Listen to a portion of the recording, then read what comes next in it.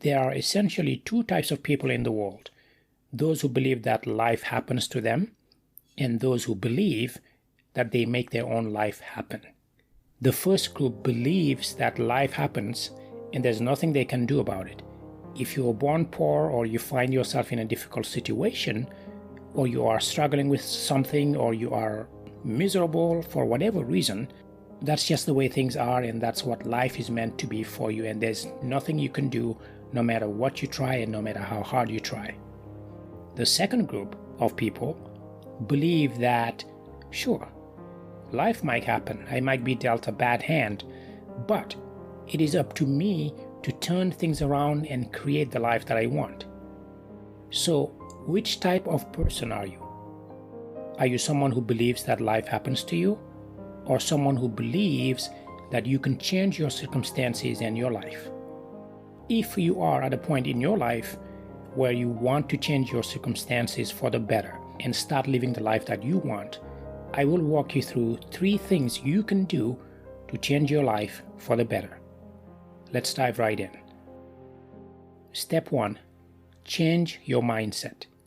The first step to changing your circumstances is to change your mindset, to change the way that you think. There are certain ways of thinking that can be an obstacle to your growth, and by extension to your success and to achieving your dreams and the things that you want to happen in your life. Negative thinking, things like, what's wrong with me? Why can't I do this? I just know that something bad is going to happen. The other shoe is going to drop, or this or that. When you focus your energy on thinking that something bad is going to happen to you, if you are expecting the worst every single day, the worst will happen to you, right? That's just how the universe works. Now, I'm not saying that just thinking negatively or having a fleeting thought about something negative would mean that you are doomed to have that happen to you. No.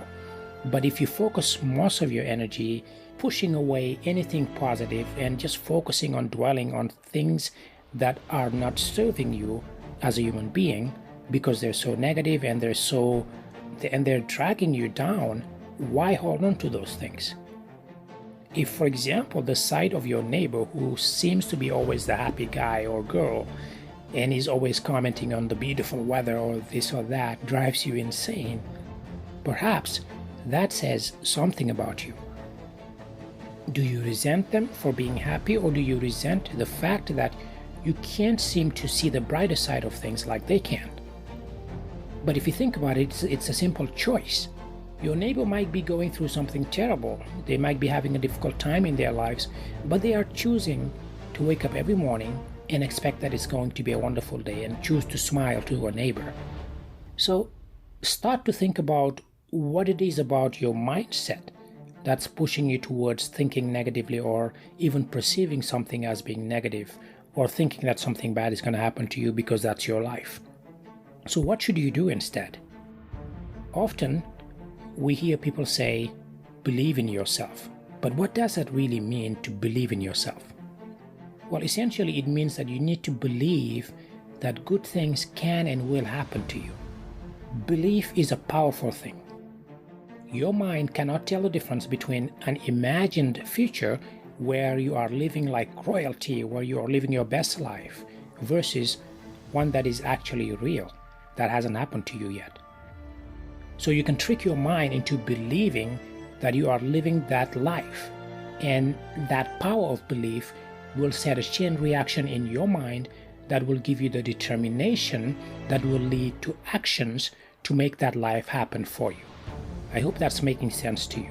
When you think about positive things and believe that it can happen to you and you can have those things, your mind can actually start to push you towards those sensations and feelings and motivations that will push you towards taking the actions you need to make that happen. Believe that you deserve it. If you need to tell that to yourself, say it out loud. Maybe it's just you in front of your mirror, but have a saying or a mantra or something where you say to yourself, I deserve to be happy. I deserve to have this. I deserve to be fulfilled. I deserve to live happily. Whatever that is, see yourself saying it and say it to yourself, even if you're just talking to yourself and talking to a mirror.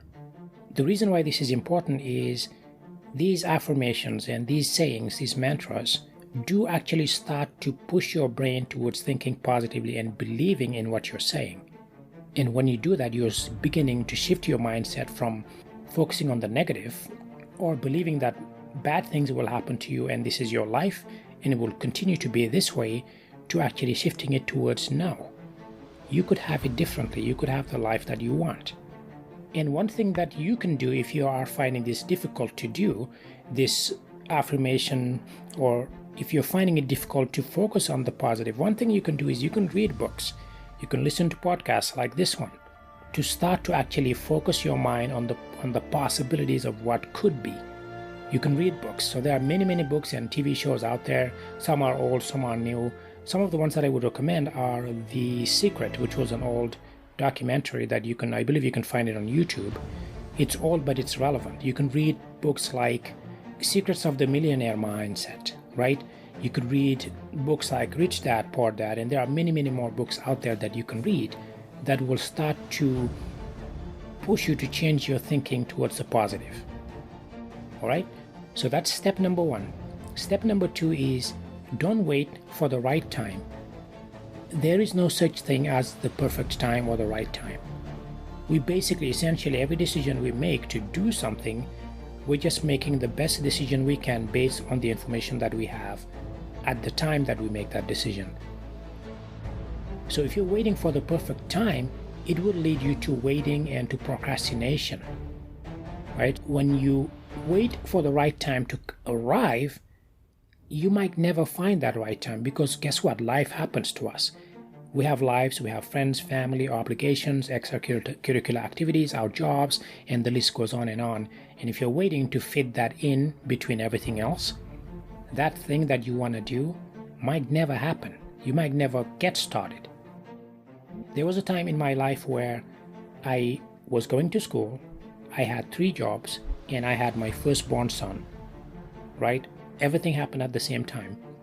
Did I decide to not do all of those things and, for example, go back to school and get my degree and all of that stuff happen at the same time? No, I didn't wait.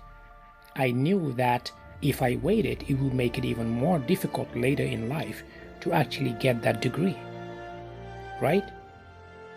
So you have to start thinking along the same lines that there's never going to be a good time, right? So what should you do instead?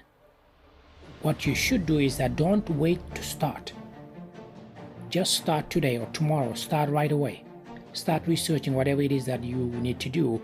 Start taking actions that will lead you to taking baby steps. And be flexible with your time. You can start and shift things and change your timeline. No one said that you have to do it at a specific time. It is up to you to choose your timeline, because when you are too restrictive about when you need to do something and where and how, then you never get started, because it's another obstacle on your path to getting started. So when you start, it's important to know that the important thing is to start. When you start, you build momentum. Momentum keeps you moving, and before you know it, you're doing it, whatever that it is. You're making it happen. Now, I'm being vague about the it because for different people it means different things. For you, it could mean maybe being in a happier relationship, could be maybe getting a job where you make more money, it could be maybe taking that trip that you never took, it could be a number of things. Whatever it is, take the steps that you need to take and start today. So start when the timing seems at its worst.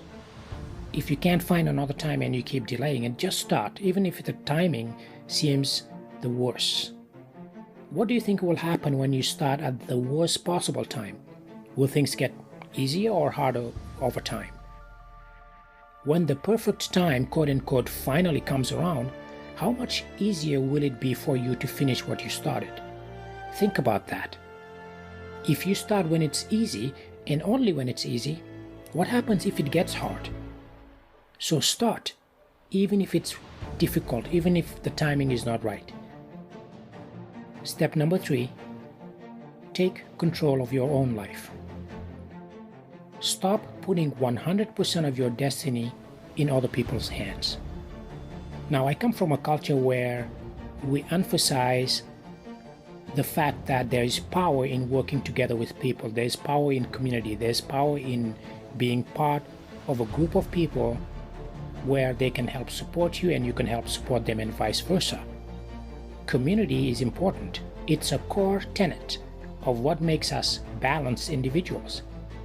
You can't have a successful, happy life without others supporting you. But that doesn't mean that you should fully rely on someone else to be in the driver's seat of your life. Things will get easier only if he does this or she does this. Things will get easier if people are kinder, if I get a new car, or if I do this, if that happens or that. That's a lot of ifs.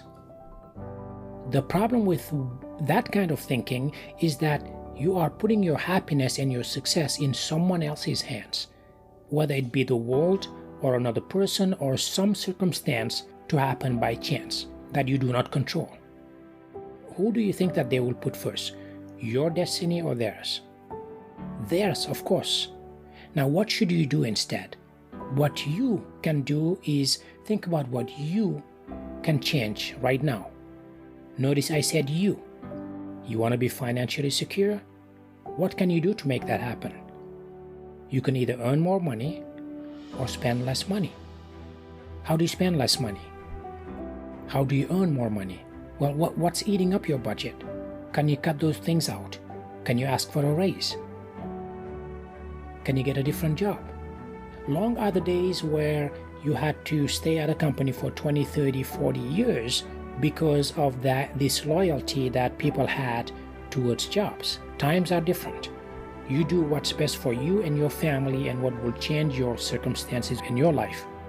And you can insert another problem here. What do you need to do or change to make that happen? Now, generally, whatever you need to do to change your life for the better and take control of your life might force you to get out of your comfort zone. And for a lot of people, that's very difficult to do, right? So it's very difficult to leave a job that you've worked at for 7, 10, 15 years, right? But because it's pushing you out of your comfort zone, the decision is a lot more difficult. So just understand that you might have to make a decision that your gut, your body, your whole being is telling you, no, don't do it. But good change, great change, anything positive that happens cannot be easy. You shouldn't be able to just switch without having discomfort to something that could change your life for the better and help you take control of your life and nudge your life forward. So you need to understand that. Do what's best for you. You control your path. So stand up and take control of your life. You don't have all the time in the world, but you can do a lot of things in just a few short months if, and only if, you focus on the direction that you want your life to take and then go for it. You have to take action. Thinking about it is great. Starting to write it down is great, but you have to go for it and take action. And I hope you do. I truly do.